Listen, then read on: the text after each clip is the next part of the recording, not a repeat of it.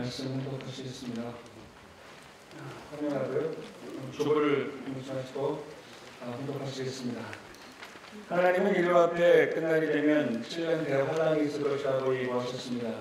이 환란 시기는 6천년 역사 노동에 있어서 하나님의 슬픈 곡절이 성도들에게 부딪히는 때입니다. 인간들의 인연이 다 깨져나가고 믿을 수 없는 환경에 부딪히는 때입니다.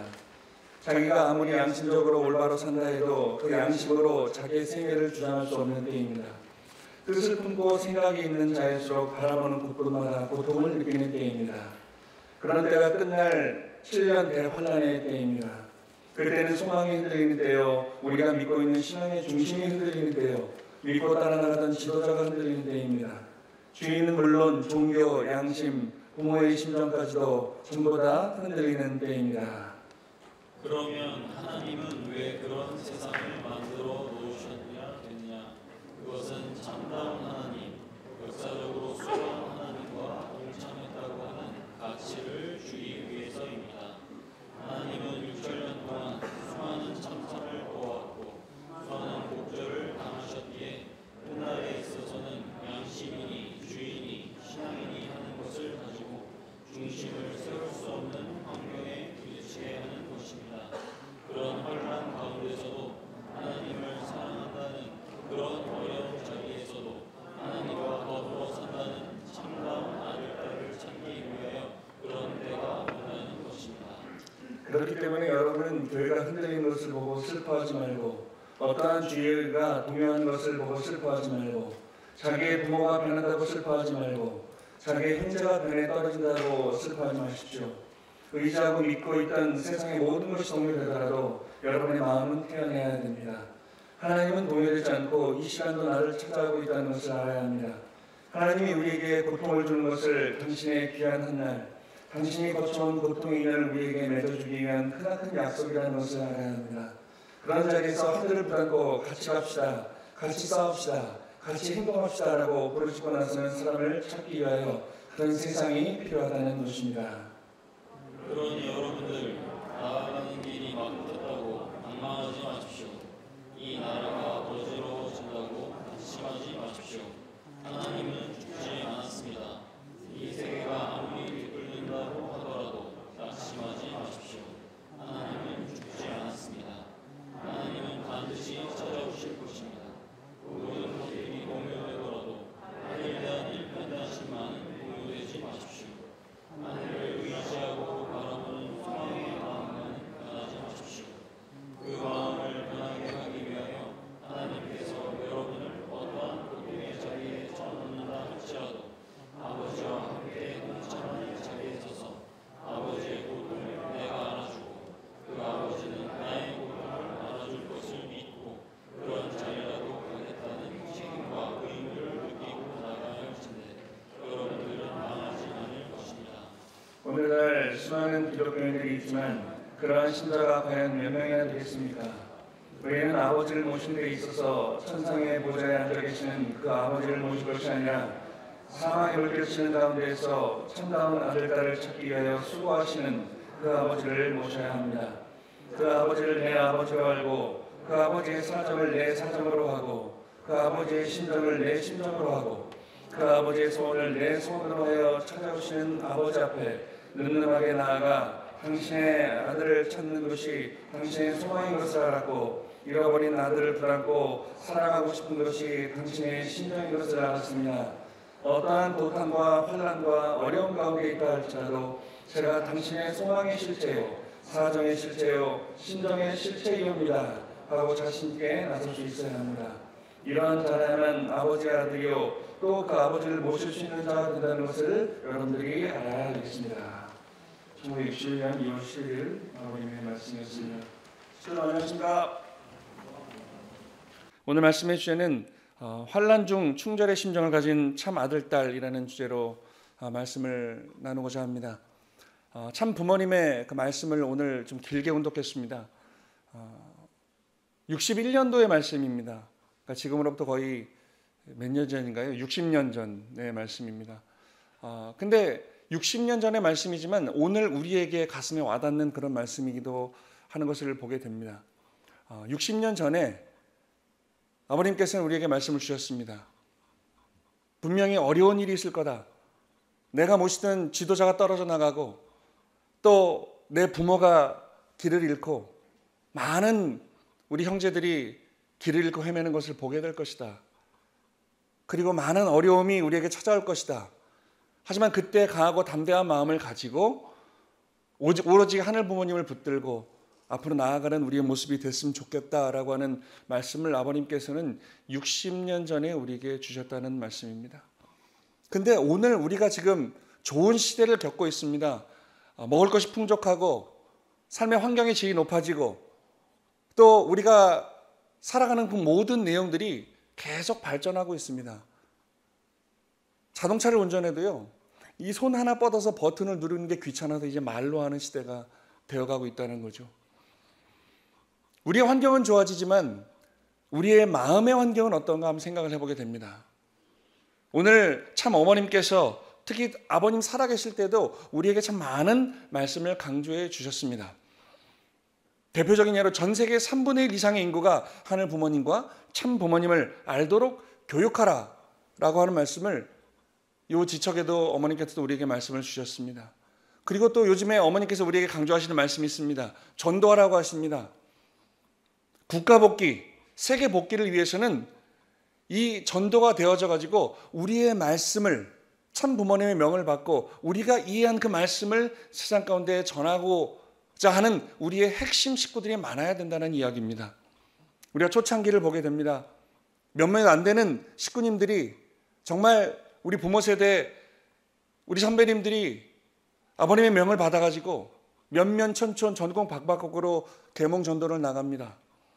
말이 계몽 전도지 반강제적으로 참 부모님의 말씀을 전하고 메시아가 이 땅 가운데 현현했음을 전도하라는 말씀이죠. 저도 저희 부모님의 또 우리 선배님들의 간증을 많이 들어봤지만 정말 지금의 우리는 감히 이해할 수 없는, 감히 행할 수 없는 그러한 말씀의 실천이었습니다. 그분들이 계셨기 때문에 우리는 지금 이 좋은 환경에서 신앙생활을 하고 있다고 해도 과언이 아니라고 생각이 되어집니다. 전도해야 됩니다. 우리의 세력을 넓혀야 됩니다. 우리와 같이 참 부모님을 모시고 참 부모님의 말씀을 진리의 말씀으로 깨닫고 참 부모님 그 존재 자체를 우리는 다시오마했던 메시아요 구세주요 재림주로 믿고 나의 믿음을 확산시키는 것이 바로 전도라고 생각이 되어집니다. 근데 우리는 전도를 해야 되는데 우리가 성장하고 발전하는데 너무 방해 요소가 많은 것을 보게 됩니다. 외부적으로 우리를 방해하는 그런 내용들이 많이 있습니다. 첫 번째로 우리의 메시아관을 부정하는 사람들이 많이 있습니다. 왜 문선명 씨가 메시아냐? 우리는 이런 소리를 많이 듣고 자라왔습니다. 제가 어렸을 때만 해도 학교만 가도 통일교인이라고 말을 함부로 못하는 그런 시대였습니다. 이유 없이 통일교 다닌다고 끌려나가서 두드러 맞기도 하고 기독교인들한테 박해를 받기도 했죠. 그리고 이단 논리에 휩싸였습니다. 왜 성경의 말씀을 너희 멋대로 해석하느냐라고 하는 이단 논리에 우리는 많은 피해를 보고 지나왔습니다. 이 모든 것들이 기독교의 박해였죠. 우리는 인류 역사를 되돌아볼 때, 또 이 종교의 역사를 되돌아볼 때 정말 하나님의 이름으로, 예수님의 이름으로 많은 죄를 지었던 우리 인류 역사를 보게 됩니다. 지난번에도 말씀드렸지만 그 아프리카의 그 노예들을 신대륙으로 팔아넘기는 그 가장 핵심에 있던 사람들이 바로 네덜란드와 저 유럽의 선교사들이었습니다. 예수님의 이름으로 너희들은 사람이 아니다. 너희들은 우리 인류의 이 백인들의 발전을 위해서 희생해야 되고 헌신해야 되고 죽어도 마땅하다. 라고 하는 우리가 익히 알고 있는 그 노예제도의 출발이 예수님의 말씀이었다고 강조하는 그 선교사들에 의해서 자행이 되었던 것을 보게 됩니다. 이러한 우리가 오늘 참부모님을 모시고 전도를 하고 이 말씀을 전하고 교육을 하는데 이 외적인 요인이 우리를 많이 힘들게 해왔습니다. 그래서 오늘 훈독한 본문의 말씀이 60년 전에 아버님께서는 오늘날에도 적용이 되고 10년 전에도 20년 전에도 적용이 되었고 앞으로도 우리가 가는 길에 적용이 될 그러한 귀한 말씀을 주신 것이 아닌가 생각이 되어집니다. 아버님께서는 미래를 보셨다고 생각이 되어집니다. 오늘 이 훈독 말씀에 본문 말씀을 쭉 마음에 손을 얹고 조용한 가운데 읽어보기만 해도 우리는 지금 이러한 처절한 역사 가운데 살아왔구나. 또 좋은 시절을 살아가고 있지만 우리 축복 가정들도 벌써 2세, 3세, 4세가 태어나는 이러한 시대에 살아가고 있지만 앞으로도 우리는 많은 고난과 역경을 겪을 수밖에 없겠구나라고 하는 오늘 부모님의 말씀을 보면서 느끼게 되어집니다. 이런 내적의 방해 요소는 그럼 어떤 것이 있을까요? 첫 번째로 우리는 하늘 부모님과 참 부모님의 섭리적 방향성을 잘 이해하지 못하고 있습니다. 쉽게 말하면 섭리의식이 많이 결여되어 있다는 겁니다. 오늘 내가 이 말씀을 중심하고 살아가는 이유가, 내가 축복을 받은 이유가, 내가 오늘 이 예배를 드리는 이유가, 그리고 오늘 부모님께서 전도하라 라고 주신 말씀을 실천해야 되는 당위성을 갖고 있는 우리 자녀들이라고 한다면 우리는 어떠한 일을 가장 먼저 해야 될까요? 전도하는 것이 먼저가 아니라 우리가 왜 전도를 해야 되는지, 오늘 전도하라고 주신 참 부모님의 그 말씀 가운데는 어떠한 심중과 어떠한 섭리적인 내용이 들어있는지를 이해하는 우리가 먼저 돼야겠습니다. 그리고 참 부모님의 가치를 깊이 이해하지 못하고 있습니다. 그냥 은연중에 참 부모님은 우리의 종교를 만드시고 우리를 종교적으로 신앙적으로 인도하시는 부모님임을 막연하게 이해하고 있습니다. 참 부모님의 가치와 그 의미를 깊이 이해하지 못하고 있는 우리를 보게 됩니다. 세 번째로는 현실적인 상황과 처지에 우리는 많이 길들여져 있습니다. 먹고 살기 좋아지고 환경이 편안해지고 살기 좋아지니까 우리는 더 이상 고생하는 자리에 가고 싶지 않아 합니다. 근데 오늘 참 부모님의 말씀을 중심하고 우리가 가야 할 이 섭리의 길은, 전도하라고 주신 그 말씀의 길은 우리가 보다 낮은 자리에서 좀 더 지금 것을 내려놓고 우리 초창기 선배님들이 그러셨던 것처럼 좀 더 고생하는 자리에, 낮은 자리에 가는 그 조직일수록 발전하고 성장하는 것을 보게 되는데 우리는 지금 너무 현실에 안주하고 있는 모습을 보게 됩니다. 그리고 마지막으로 축복 가정들의 화합과 단결력이 많이 약화되어 있습니다. 우리는 참 부모님으로부터 축복을 받은, 한 핏줄을 받은 가족이죠. 자녀입니다. 형제 자매입니다. 근데 우리는 말로는 형제 자매다라고 이야기하고 있으나 정말 내가 삶 가운데 오늘 내 옆에 있는 식구, 우리 와이프, 내 자녀들 말고요, 우리 교회 안에 있는 우리 식구들과 얼마나 많은 심정을 나누고 얼마나 어려운 그 곳을 바라보고 있느냐를 생각해 볼 필요가 있습니다. 오늘 제가 우리 홍인명 사무총장님이 다문화 평화연합에서 한 그 일련의 내용들을 보고 좀 놀랐습니다. 우리가 해야 될 것인데, 우리 선문대학 교구에 있는 어려운 식구들이 있다면 우리가 그들을 이해하고 하나 돼서 나누고 베풀어야 할 것인데, 그게 안 되니 하나의 기관을 만들어서 도울 수밖에 없는 우리의 모습을 보게 될 때 우리가 좀 더 하나 돼야겠다.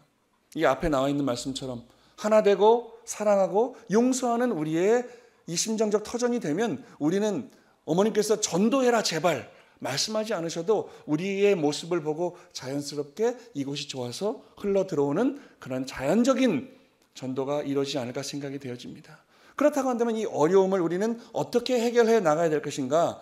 그 방해 요소들을 해결할 방법이 우리는 간단하게 가지고 있음을 보게 됩니다. 첫 번째로 섭리의식의 결여가 됐다고 했습니다.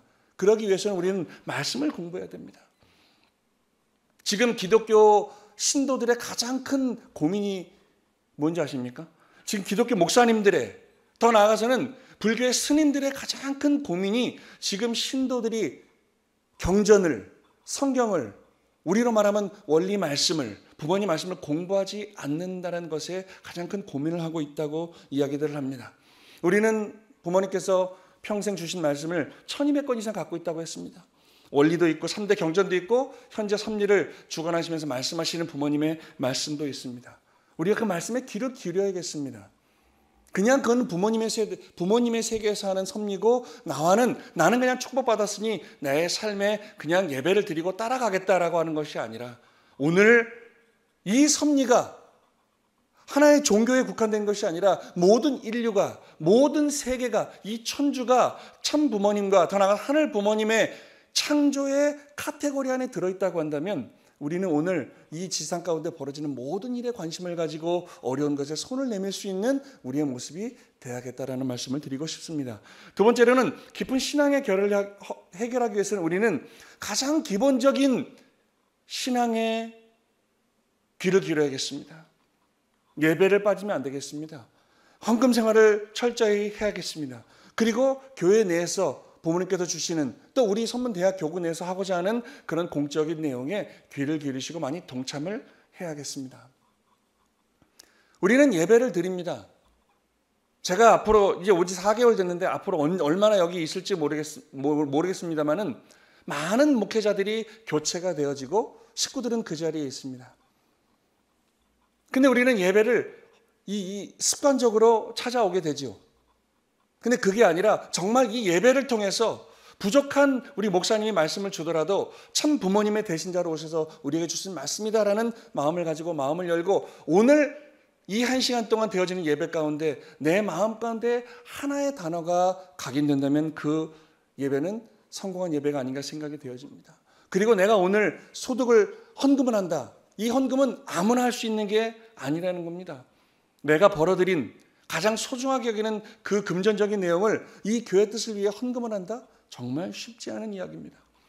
그래서 우리는 그걸 실천하고 있는 것들을 가장 기본적인 것부터 하나씩 되밟아 나간다고 한다면 우리는 보다 가까운 더 깊은 신앙을 체험할 수 있지 않나 생각이 되어집니다. 그리고 섭리적으로 신앙적으로 그 희망된 그 결여를 해결하기 위해서는 우리는 보다 우리가 축복을 받고 생산해낸 2세들과 3세들, 4세들을 더욱더 우리 안에서 교육해야겠습니다. 통일교회 하면 교육의 장이라고 많은 평화대사들도 이야기를 합니다.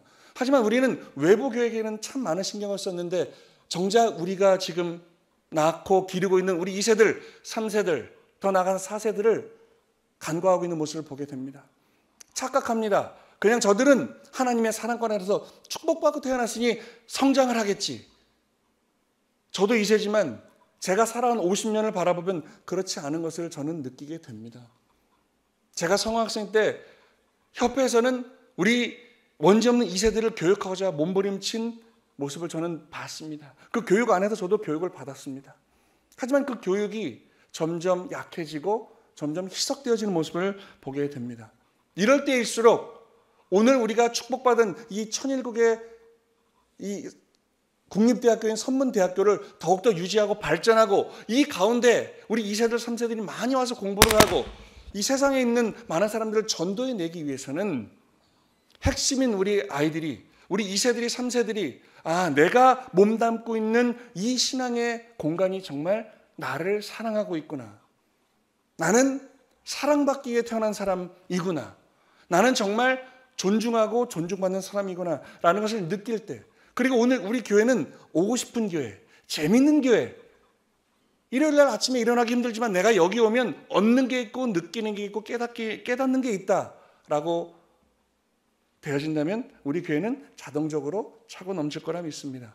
그리고 참 부모님께서 70년 넘게 경륜해 오신 그 섭리를 우리 2세들이 3세들이 상속받아가지고 세상의 주인이 돼서 우리의 것을 세상 가운데 뿌리내릴 수 있는 그 시대를 우리는 맞이할 수 있리라 저는 믿습니다. 축복가정의 공동체식 결을 위해서는 우리는 좀 더 겸손한 생활을 실천했으면 좋겠습니다. 또 많이 사랑했으면 좋겠습니다. 많이 용서하고 화해했으면 좋겠습니다. 이러한 내용이 되어진다면 우리는 교만한 내가 아니라 보다 겸손한 그런 자리에서 우리 참 부모님 말씀을 이해할 수 있고 그 말씀을 실천할 수 있고 그 말씀을 나눌 수 있는 자랑스러운 축복가정들이 아닌가 생각이 되어지게 됩니다. 겸손한 우리가 됐으면 좋겠습니다. 아버님의 구두라는 제목의 제가 체험했던 일을 한번 소개하고자 합니다. 98년도 신학대에서 있었던 일입니다. 98년도 1월 8일의 이야기입니다. 98년도부터 무슨 일을 벌였냐면 훈독회를 실시하라고 하는 훈독회가 시작이 된 게 98년도 1월 달입니다. 그래서 부모님께서는 전국의 10개 도시를 순회하셨습니다. 이 훈독회가 무엇인가? 우리가 왜 매일 아침에 훈독회를 해야 되는가라고 하는 그 말씀을 주시기 위해서 전국의 10개 대회를 순회하셨는데 98년도 1월 8일 날 천안에 오셨습니다. 그날 이 학생회관인가요? 거기서 이 훈독 대회가 있는 날인데 먼저 일찍 오셔서 저 신학대학교 7층 공간에 오셨습니다. 그때 98년도에 제가 4학년이었습니다. 기숙사 총실장이었습니다. 그래서 우리 신학대학생들이 부모님 오시는 곳을 경호하자. 제가 총실장이다 보니까 조금 권력을 남용해서 가장 부모님 가까이 볼 수 있는 그 공간 입구에 제가 서서 경호를 했습니다.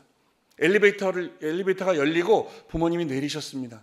많은 회장님들이 우리 높으신 분들이 부모님을 따라 7층 공간으로 들어가셨습니다. 다 들어가신 다음에 이제 다 안으로 들어가신 겁니다. 그러니까 저는 뻘쭘히 서 있을 게 아니라 내가 아버님의 구두를 닦아드려야겠다. 그래서 제가 그 구두가 많이 놓여져 있는 곳에 가니까 한가운데 아주 좋은 고급 구두와 그 옆에는 이 숙녀가 있는데 이게 부모님 구두인 것 같은 거예요. 한가운데. 이게 아버님 구두고 어머님 구두구나. 그래서 제가 이 양복을 해가지고 열심히 닦았습니다. 그리고 이제 그 앞에 서서 그 어린 26살에 제가 참 아버님의 구두를 내가 직접 닦았다. 얼마나 뿌듯했는지. 그리고 저는 그 보고 싶은 거예요. 아버님께서 내가 닦은 그 구두를 신고 나오신 거를 보고 싶은 거예요. 그래서 아버님이 나오십니다. 그리고 하고 있는데 아버님이 그 구두를 신지 않으시는 거예요. 결론적으로 그게 아버님 구두가 아니었던 겁니다.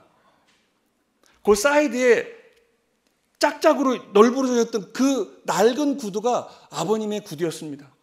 그 뒤축도 한 절반은 닳았더라고요. 아차! 아니 누군가가 그 한가운데 다른 이 구두를 좀 놓고 어머님 구두, 아버님 구두 제일 좋은 구두를 다 놨길래 열심히 닦았는데 그게 아버님 구두가 아니었어요. 나올 때 보니까 곽정환 회장의 구두였습니다. 아버님은 정말 뒤축이 한 3분의 1은 다른 뒤축도 좀 이렇게 낡은 그런 구두를 신고 오셨어요. 그때 제가 깨달았습니다. 아버님께서는 누구보다 실천하시는 분이구나. 우리는 말씀을 통해 배웠습니다. 어머님께서는 당신들이 실천하지 않으신, 겪지 않으신 말씀은 하지 않는다고 하셨습니다. 왜? 내가 겪지 않으면 느끼지 못하기 때문에, 알지 못하기 때문에 아버님께서는 수많은 말씀을 우리에게 주셨지만 아버님께서 직접 다 체험하시고 겪으신 말씀을, 그래서 느끼신 말씀을 우리에게 주셨다고 했습니다. 아버님은 늘 겸손하라고 우리에게 말씀하셨는데 정말 세상에서 가장 겸손한 분이 바로 아버님이셨습니다. 저는 작은 일화지만 이 아버님의 구두의 사건을 통해서 정말 아버님께서는 겸손하신 분이구나 라는 것을 깨달았습니다. 그리고 우리에게 가장 중요한 것은 오늘 내가 갖고 있는 믿음입니다. 내가 하늘 부모님을 모시고 경외하고 오신 참 부모님을 메시아로 구세주로 재림주로 믿고 그 말씀을 실천하기 위해서 몸부림치는 그 신앙의 한가운데 있는 나의 믿음, 그 믿음이 가장 중요한 거라 생각이 되어집니다. 오늘 본문 말씀에 말씀이 있습니다. 여러분을 나가는 길이 막혔다고 낭망하지 마십시오. 이 나라가 얼어진다고 낭망하지 마십시오. 하나님은 죽지 않았습니다. 오늘 이 많은 훈동 말씀이 오늘 좀 길었지만 오늘 그 핵심은 아버님께서 우리에게 주시고자 하는 그 말씀의 핵심은 하나님은 죽지 않았습니다 라는 말씀을 우리에게 주고자 하신 아버님의 말씀이 심정이 아니었나 생각이 되어집니다. 내가 믿던 지도자가 낭망하고 우리 부모가 변절하고 내 옆에 있던 모든 친구들이 그 환난 중에 변절할 때가 와도 우리는 그걸 보고 슬퍼하지 말고 낭망하지 마라. 왜? 하나님은 죽지 않았다. 그렇게 말씀을 해주고 계십니다. 우리가 6,000년이라는 복귀섭리 역사를 원리에서 배웠지만 실패하고 또 실패해 왔지만 그래도 오늘은 우리는 절망하지 않습니다. 오늘 우리는 많은 어려움들을 이 환난의 내용들을 보고 있지만 지금 우크라이나와 러시아가 전쟁하면서 서로 죽이는 모습을 보고 있지만 이 코로나의 바이러스가 전 세계 수많은 사람들을 죽이고 아프게 했지만 우리는 절망하지 않습니다. 왜 그렇습니까? 오늘 아버님께서 우리에게 주신 말씀은 하나님은 죽지 않았다고 하셨습니다. 항상 나와 함께 하시는, 나를 위로하시는, 나를 사랑하시는 하늘 부모님과 참 부모님이 계시기에 오늘 우리는 절망하지 않습니다. 오늘 이 예배를 통해서 아니면 이 예배 이후에 다음 주에 나의 삶에서 영위되는 모든 그 사건들을 통해서 우리는 하나님이 죽지 않았음을 체험하시는 우리 식구님들이 됐으면 좋겠습니다. 내가 공부를 해도, 내가 사무실에서 일을 해도, 차를 타고 운전할 때도, 밥을 먹을 때도, 가족과 이야기를 할 때도 하나님이 내 가운데 살아계시는 그 심정을 느끼시는 식구님들이 됐으면 좋겠습니다. 예전에 우리가 카프 시절에 아버님께서 우리에게 그 아버님의 기도문 중에 우리 카프, 우리 권순국 교장 계시지만 우리 학사장들을, 또 우리 학사생들을, 우리 그 카프의 전국의 모든 원자들을 정말 눈물 짓게 했던 아버님의 기도의 내용이 있습니다.